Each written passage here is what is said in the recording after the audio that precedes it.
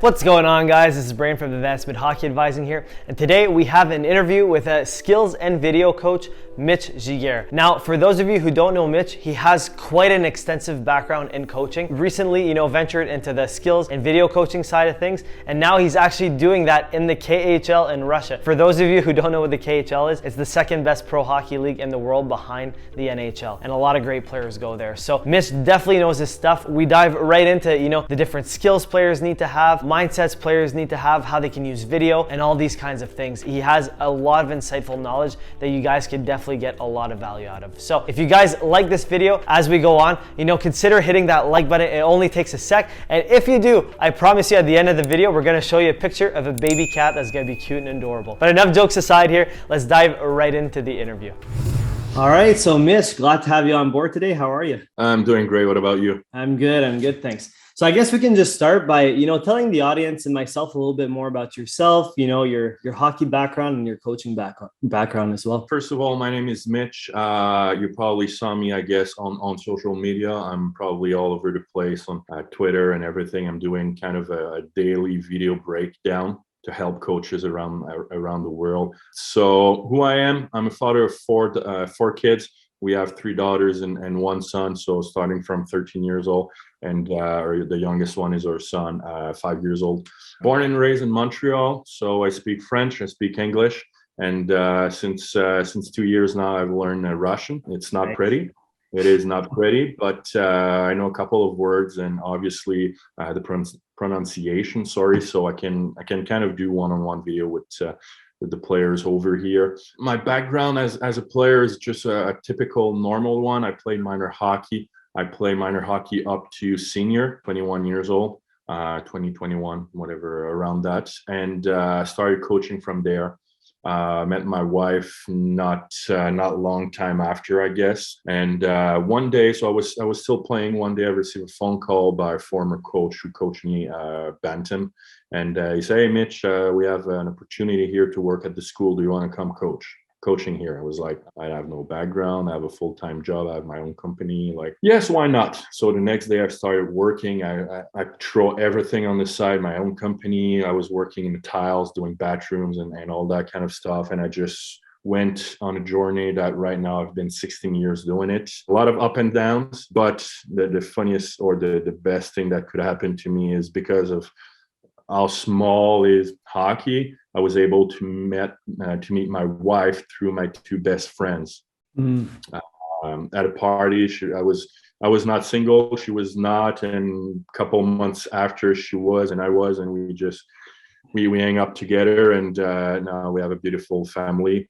So that's kind of my background. I didn't play pro. I didn't play like high level. Like I was just a typical shutdown demon that love grinding with a hard power shot, but I just didn't play it. And like I said, when I start coaching, I've done the same thing as when you start playing. So I start at the bottom, but I mean like at the young age. So I start with 10, 12 years old, went to the 14 years old, 16 years old. So basically I've worked with every level. So starting from 4 years old to midget AAA, I was head coach, minor midget, work assistant coach, midget AAA, work in the major junior back in Quebec as a scout. And for years I was talking with my wife and said, look, my dream is to go out west. I want to see maybe like Manitoba, Sask, BC, Alberta. I want to go there. I want to see hockey is different, mentality is different, obviously English.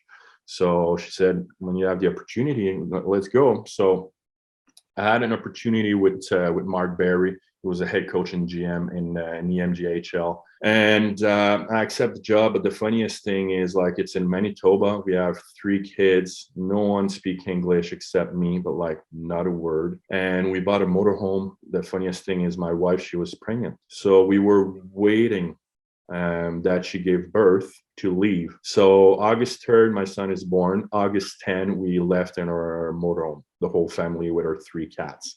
So she was feeding Louis, our son, in the back in the bedroom, and that was crazy. So went there. The season was up and down. Things didn't go our way. Mark Mark was a mentor to me, got fired sadly. I took the job as a head coach GM. After the year, they offered me the job. I didn't want to stay. Moved to Rink Hockey Academy, probably the best organization, I'll say, in the country. It's just amazing. We work with pro players. By the way, I know they're going to listen. So hi, Johnny, Chewy, Z, G, Jarv, all of you guys, I miss you. Worked there, and the year after, we had the Winnipeg Ice who moved there, and they were looking for a video coach. So I applied, got the job, worked with an amazing coaching staff. James Patrick was unreal. Like, I felt I was part of the family. Me and my wife decided to come back to Montreal, Quebec for many reasons. Cried when I left Manitoba and Winnipeg Ice and Ring, because like it felt like we were all together. It was a family. Like, I still talk with them weekly, but good things happen for a reason, I guess. I thought like everything will be over, or like, I don't know. And couple of weeks after, I had an opportunity to do an interview for a KHL job. Like, I don't speak Russian. I don't know anything about KHL. GM reached out to me because I was talking to him for a couple of months, and he said, Mitch, we have an opportunity here. Do you want to apply? So I applied, got the job. I've done the first half of the season from home remotely, finished the season there. And this year I've signed a full year contract. So I'm here since almost the beginning of the year. And like I said, I'm currently here waiting on what's going to happen next, because right now our league is on pause because of the COVID. But our league was, which day are we today? 20 or 19? Okay, so our league was heading on pause starting January 21st because of the Olympic, no matter what. So now we're just in between what's going to happen with we have 9 games left, I think. So we're just waiting and holding on what's next. Sounds like you had quite the journey with coaching. You went to some pretty sweet places, and like, kudos to your wife that's that supported you and that's come with you, because that's not easy, traveling around like that, especially like going to Russia. So I think that's pretty cool. She's like, I know it sounds cliche, but she's amazing. She's the tough person in her couple, because let's say right now I'm in Russia. She's home alone with her 4 kids. She didn't follow me, and her 4 kids are at the school, and she went back to school as a full-time nurse. Really? So she have to handle everything while I'm basically here doing, like, I only have to take care of myself. Yeah. So she's unreal. She's supportive since day one. And that's probably why we have that good chemistry. And it's probably why she's right now following her dream as a nurse. And I'm following mine, being in the KHL as well. That's amazing. So, like, obviously you got the call to go to the KHL and to get the job as a video coach, but if I'm not mistaken, you were doing video coaching before that as well. Why did you decide to kind of venture down the video coaching route instead of like taking the job in Winnipeg, where you'd be the the GM/head coach in the MJHL? Well, video coach didn't come up saying like, okay, today I stop coaching and I'll be video coach. It didn't happen like that.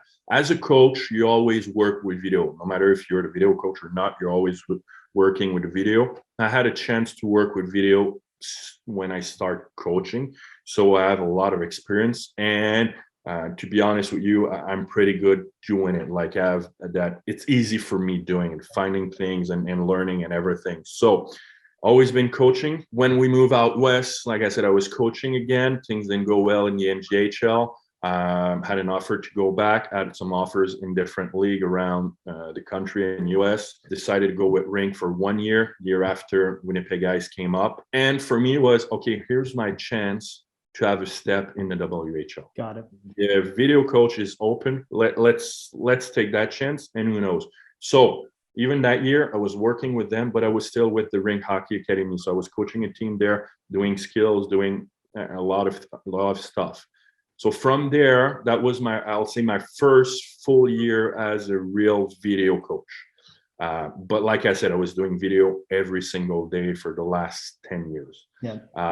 Starting there, I start working for the coaches side. I start working, coach them, start doing my online stuff, video. And the KHL came up, Mitch, we need another guy for doing video. Do you want to jump in? So I said yes. And I'll say I'm more than lucky, because if you talk with any video coach, they're in their office 24 hours a day doing video, and this is it. You know, like if the head coach needs something, he's going to come see you. Hey, we need this, and he's going to leave. Me, with Torpedo here in Nizhny Novgorod, I'll say I do mostly everything except video. So you're like, okay, he's a video coach, but he's doing mostly. So basically, in game, we have a full-time video coach who's doing game live. He's marking the whole game. Me, I'm in the stands. I'll say mid stands, and I'm the eye in the sky. So I'm taking notes on tendency, things that I see or anything. I can always ask our video coach, hey, can you mark this? Can you, whatever it is, between periods, I go down, tell the coaches, hey, I've seen this, blah, blah, blah. Practices, I work one-on-one with players. I can run into drills. I can work with forwards, defense, once one of the coaches is sick or something's happened. So I'm lucky enough that I can go on the ice. And obviously, I'm doing a lot of video one-on-one with the players. I'm in charge of the pre-scout for against each opponent. So that's why I'm saying like I'm more than lucky. So here I'll say my job is almost like assistant coach and video coach. So obviously, by having a lot of experience in different position or roles, it'll allow me to do more than just doing something on the computer. Oh, that's awesome. It sounds like you're doing like a good mix of skills coaching and video coaching, which is like the perfect world, in all honesty. That sounds like an awesome job. You know, like being able, like, don't get me wrong, I love doing video, but not being on the ice is something that I can't think about it. Like for me, I'm more like, if you ask me tomorrow, do you want to be assistant coach or video? All in assistant coach. You know, just the feel of being with the boys, be close to them, talking with them, doing video with them, being on the ice. It's, for me, that's the most important thing. But like you said, and like I said, I have the opportunity to be good as video, so I'm just able to merge all together and just giving the best not experience, but the best tools for the players to be better. Yeah, absolutely. So when you're looking at video, what are typical things you look for? Like, what are, like, if it's you looking at it, or if it's a player looking at it, what are some things that you're trying to spot while you're looking at it? Do you have any advanced tips for players that are looking at video to improve? I'll say, to be honest, the way a player is looking at a video and the way me or coaches are looking at a video is night and day. Like we're not looking the same way. Let's say for me, it could be the way I look at video will be different on whatever I want to see. So let's say if it's one specific thing, I'm able to just watch that thing, no matter what happened before, after, or if he's making 15 mistakes. If I want to see the big view, the big picture, I'll be able to. For me, I think talking with the players and watching the players and with the social media and everything, one of the biggest mistakes the players are doing is watching the highlights only. Like we all know, we heard it a couple of weeks ago, Tortorella talking about the Zigra goal. You know, he flipped the puck behind the net and the guy tapped it in the air in front. Like, I totally understand what he was trying to say, that not that it should not be allowed, but it's not part of hockey, okay? But can we stop a player to doing it? No. But hockey is more than that. So now what you're going to see the next day, players trying to do this, while they can even protect the puck, while they can even compete for a battle one-on-one, when they can even make a tape-to-tape pass. So that's the part for me, like, players, you still can watch highlights, but make sure you're doing your homework, working on the basic as well. You can work on skills, that's fine. If you want to do the toe drag, the Michigan one, that's fine. But make sure you're doing your homework first as well, and working hard, doing your passes and, you know, all that kind of stuff before skipping 1 or 2 or 3 steps. And you always have the opportunity to just have fun and try new things. So for me, that's one of the biggest take as a player. And the other thing too is sometimes just watch the whole game. Stop watching the puck. Start watching the players. What are they doing, where they're going, how they're talking, how they, you know, just the overall stuff, because like, and don't get me wrong, most of the people are watching a hockey game, they're looking at the puck most of the time. So you're only seeing the puck carrier or most of the time. So stop watching it. Just start watching the 9 or 10 players on the ice, or as much as you can see on your big screen. And you'll be able to see the way they're playing, the right way, the systems, the details, the technical stuff, the tactical stuff. You'll be able to see way more. And obviously, you're going to be able to, at your next practice, to maybe try something that you've seen that players, good hockey players, because NHL, they're the best players in the world. You will maybe be able to apply it in practice as well. Yeah, I completely agree with that, because watching highlights is great, like you said, but it's not the end all be all. You have to watch full games and watching, like you said, away from the puck. Looking at, how Sidney Crosby plays away from the puck, or any other great players, really watching them, because I really feel like, a lot of people say that hockey IQ is fixed. I think some people like have more of it and some people have less of it naturally. But by watching other great players and see how they play the game and see the systems, I think you can build your hockey IQ. So I totally agree with you that, watching is a great tool. Yeah, and let's put it that way. Like every morning here at the office, when everyone is there, we're putting the Apple TV and watching the NHL, because the other thing here is we cannot watch any NHL games because they're playing at 3 a.m. So basically, we're only able to watch a game that is playing out west. So let's say the Sharks, and we're watching like the third period. That's the only thing we can watch live. Yeah. So you always have like the recap, the condensed game, and the full game. So usually the recap is the highlights. It's 5 minutes. So it's 5 minutes of highlights. How long is a game? It's 60 minutes. Yeah. So you're still missing that 55 minutes that people are playing hockey. It's not only that 5 minutes, what happened before and after. So that's why, like you said, it is important. But again, I'm not against players trying new things. Like that Giguere goal, it was just to show that if you can barely skate, it's maybe not your next step you should do. But if you're a good player and you want to try it, it's not a big deal. No, for sure. Yeah, it's definitely those things you practice at the end of practice, right? You do all the fundamentals and stuff first, and then when you want to have fun and stuff towards the end, or a little bit towards the beginning if you want to, but a little bit, go for it. But yeah, definitely focusing on the fundamentals is key. So my next question for you is, what are the key fundamentals that young players should be working on? Everything. I don't know how to say it or how to put it that way, because let's say if we talk about skating, that's good, but a lot of players can skate but doesn't have any IQ and doesn't know what to do with the puck.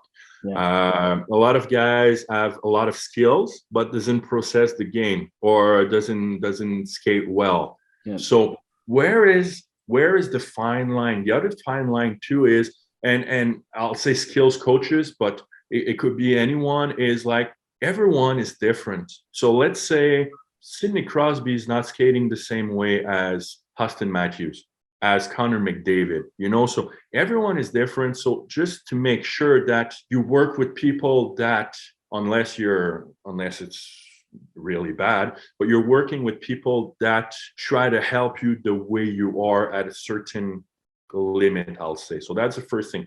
But obviously skating is always a huge part, like just not like going straight, but like working on edges, skating, agility. It's so important at a young age. More and more we've seen like all the players doing we have different names, the mohawk, the 10 into the open up heel to heel. Like a lot of players, like it is so important working on edge, inside, outside, that will allow you to protect the puck, to lean, to do a tight turn. Again, turns, you have 25 different turns now. Back in my days, it was a U-turn, so it's a tight turn, and this is it, or stop and start. Now you have punch, you have tight turn, you have it doesn't stop. So by working on your skating and everything that goes around, obviously you're gonna have an edge. After that, IQ for me is so important, but the biggest thing is a lot of coaches at a young age, or young coaches, or doesn't know how to work exactly on IQ. So because of that, they're doing like just flow drills. And again, flow drills, it always depends the way you're teaching it, but they're doing drills, but there's no like reading, reacting, taking decision. So they're missing that part. So like small area game, you can do like hundreds of small area game and just tweaking little things like when they get the puck and they go behind their net, the opponent has to get out of their half zone so you can work on breakouts. So now players have to think, changing, you're doing a shooting drill, you put cones or pylons, so they have to change the angle when they're shooting, change the angle, everything. So just small details that will help them. Skating, IQ are for me the most important thing. Skills, play outdoor. Like I think it's the biggest thing that players are missing now. They don't play on the ODR. Like back in the days, we're playing 4 or 5 hours nonstop, trying everything. Yeah. Let's go back there. Let's go on the pound behind your house and play there. Have fun. Work on your skills. Maybe try new things. But skating IQ are obviously for me the biggest two. Yeah, a couple of things I want to touch on. Yes, I agree totally. Skating IQ, they're like 1-1, 1A, 1B. They're both super important. And the point of going on the ODR, I think that's a really good point, because if I recall, for me, going on the ODR, playing one-on-ones, playing little games and all that stuff, that's where I really developed like the hands and different moves and creativity and all that kind of stuff. So I think you don't hear that too often, but I think it's great advice, because that's really where you have fun and you try new things. So I completely agree with the ODR point. And I'll go further. Like you're 13, 14 years old, you're going there. So you're playing against older and younger people that might have played, might play or might not. So if you're a high-end player, so let's say you're 14 or 15 and you're playing, like I know back in Canada, they have different categories, but you're playing at the highest level that you can play at your age. And you're playing against a team who has maybe 2 players that are 1 or 2 years older than you. What do you want to do there? You want to show that you're better than them. So you put a little bit of pressure on you and you're kind of showing off that you're better. So you're going to work a little bit harder. You're going to try new things. And obviously, if things goes well, you try to push a little bit more. So this is where you feel confident about doing stuff. And at that age as well, if you ask a couple of girls to come watch you, you're going to feel a little bit more pumped. And now, so that's, again, like you said, it's a big part that I think we're missing right now. That's just having fun. No, for sure. Having fun is like the key. And I feel like today, especially, like sometimes it comes from parents, they push their kids to go in this camp, that camp, super high pressure at a young age. I think coming back to having fun is always the biggest thing. It sounds cliche, but it's true. Like when you have fun on the ice, if you invite a couple of girls to come watch you on the ODR, watch you play, stuff like that, it's just more fun that way. And it makes it a better experience overall. Yeah, and to add on this, like it was 2 weeks ago, maybe 3 weeks ago, RHP Raphael RV Pinard played his first game with the Montreal Canadiens. He's a 7th round pick at 19 years old. I've coached that kid at 15 years old. Okay, so he didn't make the minor midget. He didn't make the AAA midget because too small, not strong enough, not a good skater, like everything that can almost go against a player that was against him. I saw him the first practice of a training camp. I didn't know who he was. A week before I moved in that town, I was 4 hours north from that town, Saguenay. So I moved there, accepted a new job. First practice, I see him. I was like, that guy's going to be the best player in my team this year and probably the best player in the league. And my wife was like, are you sure? I'm totally sure. The next practice, saw my wife. I said, that guy's going to be drafted in the NHL and I'm pretty sure he's going to play in the NHL. And she was like, you have to be kidding me. I said, no, this guy. And I never players that can be first round pick, but I said, that guy has something that a lot of people doesn't have. Work ethic, best human being. And when he's on the ice, he's working harder than anybody that I know, with a big smile in his face because he's loving it and he's having fun. People that are watching the podcast, just Google or go on Elite Prospect. He won a major junior, a Memorial Cup. He's a 7th round pick in the NHL and he played his first couple of games. Wow. So again, having fun is fundamental. Yeah. And you mentioned too, like working hard and having fun. Obviously, every coach I talk to, they say when I ask them, what does it take to be successful? almost all of them, if not all of them, say work ethic is one of the biggest ones. And you said like he seems to be thriving and having fun while working hard. Do you have any idea where that comes from, or how players can kind of reach that state? For him, that was his family, his whole family. Like mom and dad owns a little I don't know how to say it in English, but a pizzeria, like a Mhm. pizza shop. They're making the best pizza in Quebec, by the way, by far. So now that I'm back in Montreal, my goal next summer, if COVID is behind and we're allowed to, it's to do a 4 hours travel just to eat that pizza. It's so good. But it came from his family that are blue collar, that is working. They're cheering everything in the world. Every little win is good. They're there for each other. His sister is working for the newspaper. I think is La Presse. She worked hard, like she worked even harder maybe than Raf, but she made her way up to the La Presse newspaper. And obviously, like at the end of the day, you have it or not. For Mhm. me, you have it or not. But if you don't have it, can you work on it? Yes. Yeah. And it's not because you have it that you're doing it the right way as well. Because I know people have it, but they just don't want to do it for whatever reason. So it's always the fine line. But like you said, talk to a lot of coaches, same as me, working hard, work ethic, outworking, grind. If you don't do this, you have to be a phenomenal player. Yeah, for sure. Yeah, it often comes back to your upbringing. If you had, parents that modeled the right behavior to work hard every day, to be grateful for what you got and keep working hard, that usually translates into the kids doing the same thing. And not Yeah, like parents aren't forcing it upon them, they just lead by example and then the kids kind of follow.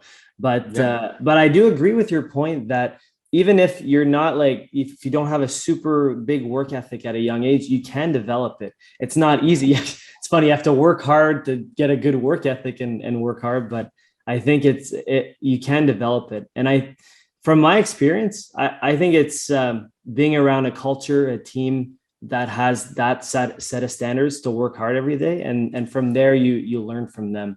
I don't know. Do you agree yeah. with that point? Yeah, no, I agree. And like just to add on it, I follow a course with it's a psychology course with Michael Gervais and Pete Carroll, the Seahawks NFL coach. And I don't remember her name, but one girl, she was doing a presentation and she was playing volleyball and for the national team. And one girl is her work ethic was not there. She got the full talent, she had the full package, but things didn't work. She was not working hard, blah, blah. Anyway, short story, she talked to her. She figured out that mom and dad, they're having some trouble. They need money and blah, blah, blah. So her to help her friend in the team to get better, to try to have a gold medal. Every time they were having a point, they were making a point by, I don't know the words in volleyball, but like a smash or anything.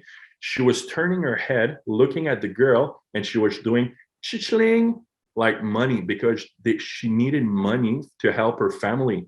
Mm. So every time she was doing chichling for money, what happened to her friend? She was kind of a little bit more hype, working harder, getting better. Mm. So they just find a way to make it work so she can work harder. So again, as a player, maybe you don't like doing something, but try to find something that's gonna keep you pushing harder every single time you're doing it. Mm.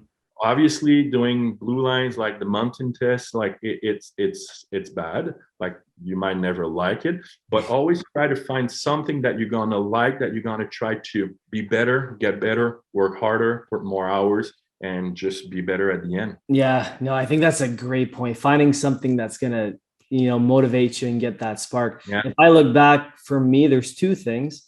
One is if I knew why I was playing, if I had a strong why, if I love the game and all that stuff, that really helped. But the second one is, kind of some good competition amongst teammates. If I had teammates that were better at me at certain things, then I'd want to go up against them. Like, let's say one on one in the corner, I want to go against the hardest D man to go to because I knew it motivated me to work a little bit harder to develop. So I think that competition, I think, is a great way to kind of help you boost that work ethic in a way. Like, let's take Sid the Kid. Mm-hmm. So let's say they're doing a small puck protection at the start of every practice, like a 2-on-2, and players doesn't want to go against him because players are saying, even if it's the first drill, it's the warm up, he's playing like if it's a game. Yeah, it's true. He said, we don't want to go hard in the first drill, but who's maybe not now, but like Crosby was the best player in the world a couple of years ago, and still now he's top 5 easily, or top 10, maybe depending on who you like or not. So yeah, no, for sure. He always, goes that extra mile. He always wants to outcompete people. Yeah. So I think that's huge. And that's why he's so successful, So kind of moving away from, the skills and the fundamentals and all that, I kind of want to touch on, leadership. And, I talked to a lot of coaches about this. Every coach has their different take, but a few things, come back to the same core principles. I want to get your take on leadership. What do you think makes a player a leader? Well, do you have 5 hours to talk about leadership? Mom and dad and the coach. Look, for me, leadership is so big, but at the same time, it's so small. And to be honest with you, I think leader is leading by example. Like, could be, let's take a hockey player. It could be on the ice, it could be off the ice, it could be his body language, the way he's talking. It could be different things. But for me, at a young age, we should not name a captain and we should not give letters. For me, we should not give letters until triple and midget, to be honest with you. Why? Okay, first thing first, the letters on a jersey are to talk to the linesman or the referee. Do you really think a 12 years old understands the rules and is going to go talk to the ref? Hey, it was not a good goal. And my coach said, I don't remember. And now the ref is saying something and he has to come back to you and try to explain. So no. After that, how many times, and I'm talking to every coaches here or parents here that listen to the podcast, how many times when coaches are giving the C and the A, tell me how many smile you see in the room versus how many people are not happy, or I will not say mad, but disappointed. Disappointed. Yeah. I see it all the time. Yeah. It's all the time because they want to do it because they want to be a captain, but they don't even know how to be a leader at a young age. So that's why for me, until midget, triple and midget, maybe even major junior, we should not give any letters. We should build them, the whole team, to be a leader, to be leaders. Now, is everyone can be a leader? No, but you can be a leader, or you can be, we call that the followership. They have a lot of books, a lot of podcasts, a lot of video about it. Is the capacity of willingness, the capacity or the willingness to follow a leader. So it's not just someone who's following the team. It's someone who's following the leader to learn how. So that's big. Yeah. So that's big. So why not coaches, instead of who's the captain and who got the hay, working with your team, with your players to build that, and after that, like for me, leadership is a transfer of purpose, passion, optimism, and belief. Like you need to have it in you so you can show it. That's the most important thing. And like I said, it could be on the ice, work ethic, the guy never gave up. Could be in the room that, coaches sometimes or GM try to trade for older players because they have the experience, they have to talk. So when they're coming in the locker room for the playoffs, young players and the team can rely on them. So that's another kind of leadership. It could be like leadership. Someone's everyone talks to him because everyone knows that he's a great human being. He's gonna listen to us. He's gonna help us. He's gonna be there for us every single night. So there's a lot of different point of views on leadership. And like I remember watching a video again, and don't get me wrong, with the COVID situation and everything, podcast, video conferences is the must go now. So I'm watching a lot of things like Simon Sinek, I think. I know.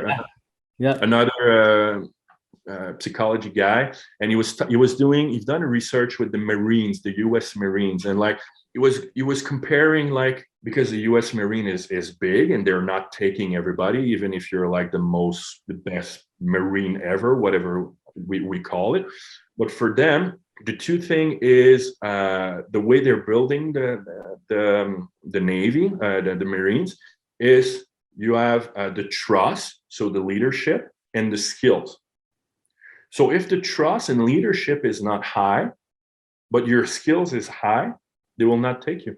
So your skills can be the lowest one, but if 100% of people are trusting you and you have the leadership, they're going to pick you. And this is how they're making their decision. And they have, like I said, on YouTube, they have a full, I think it's a 30, 60 minutes video that he's breaking down everything. So for me, like, every parents just should, and coaches should just take a look and learn about that it's not only skills, or it's not about who can be. It's working around those little details that make people better as well. Yeah, for sure. I think there's so many good points that you mentioned there, but I think not focusing so much on the letters when they're young age, because all it really leads to is disappointment in most kids. And usually you just give the C to the best player, at a young age. So usually, and again, it's putting more pressure on him for nothing. Yeah, exactly. I think that I never heard that take before, but it makes a lot of sense, to be honest. And just cultivating a leadership atmosphere amongst the whole team, teaching the kids how to do it, developing them into leaders. Like you mentioned, that the followership, I really like that point too. I like the point that you don't always have to be like the leader of the room in every single situation. Sometimes when you're a rookie of a team and stuff, you want to look at the leaders of that team and you want to learn from them and be a good follower in that sense, so you can become a leader in the future. So I really like that point too. Absolutely. And again, like on a daily basis, when you work, is your boss giving letters?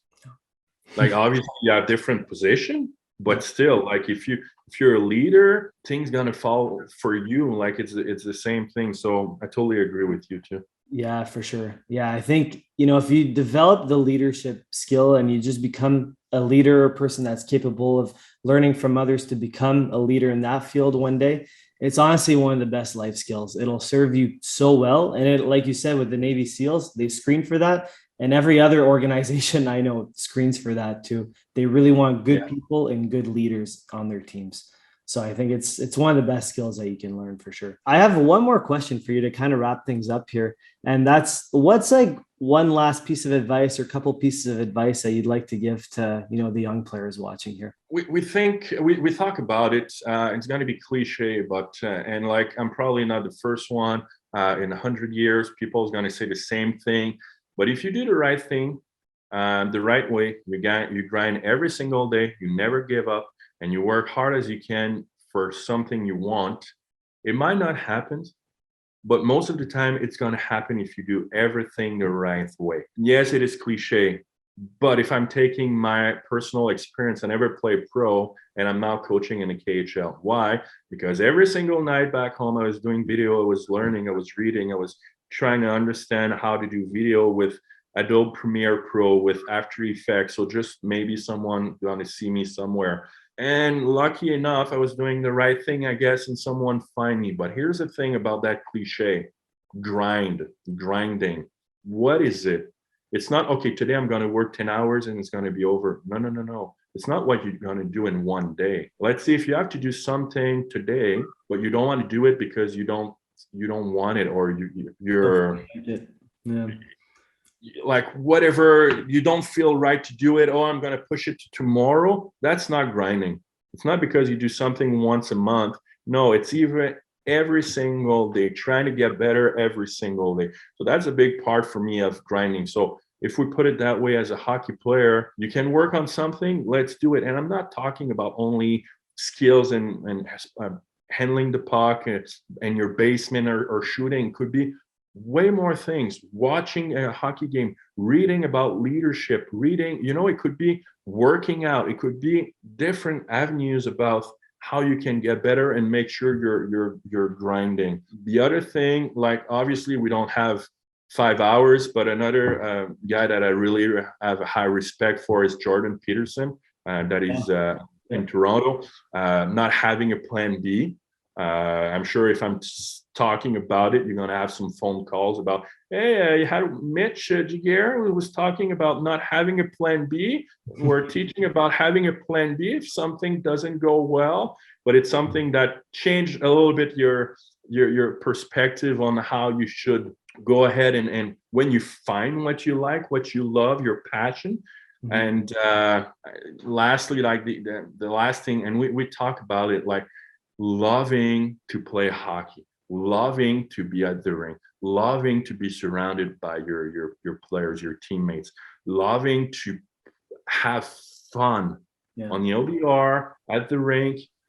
Just try to cherish every single moment that you can be or having the chance to be a hockey player, because you never know what's going to happen. And honestly, for me, that's the best sport in the world. If I could go back 20 years ago, I will, to play hockey again. So just try to enjoy and love what you're going to do. And if you put that with the grind, with doing the right thing, good things going to happen. And if not, you will have built something. You will have built yourself to be a better person, to be a better human being, that every day on and off the ice, with if you're older, with your family, your wife, or if you're an owner, or if you have your own job, like anything, you will be able to build something that will get the max, the best of you, for sure. Yeah, oh my God, it's a great way to end it. I think, just having fun and loving the process, it always comes back to that, because if you do that, and it makes it easier to consistently work and do the right thing every single day. If you're having fun and enjoying the process and in that whole thing, chances are, like, if you don't have a plan B, if you have the right mindset, chances are you probably will achieve your goal at some point, but if you don't, the person you become in the whole process, that's the true gift right there.